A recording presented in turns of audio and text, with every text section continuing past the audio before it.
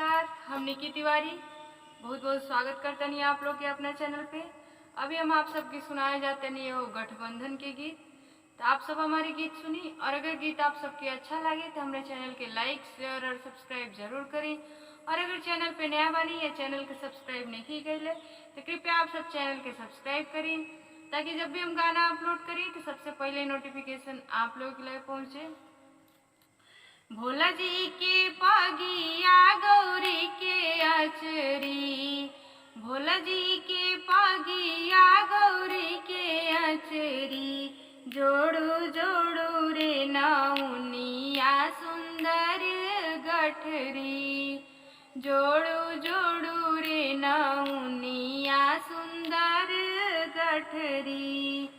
तोहरा के देबो नाउन सोने के नहरनी हो, तोहरा के देबो नाउन सोने के नहरनी हो।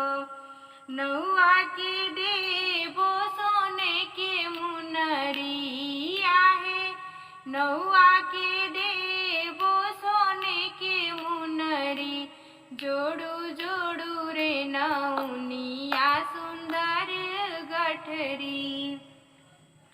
भोला जी के पागिया गौरी के अचरी, भोला जी के पागिया गौरी के अचरी, जोड़ू जोड़ू रे नौनिया सुंदर गठरी, जोड़ू जोड़ू रे नौनिया सुंदर गठरी।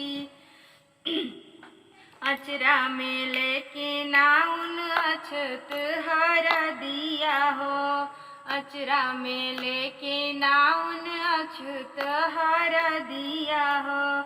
हरी हरी दुभिया डाल के सोने के मोहरिया हो, असगाठ बांधा खुले ना गठरी आहे, असगाठ बांधा खुले ना गठरी, जोड़ू जोड़ू रे नौनिया सुंदर गठरी, जोड़ू जोड़ू रे नौनिया सुंदर गठरी।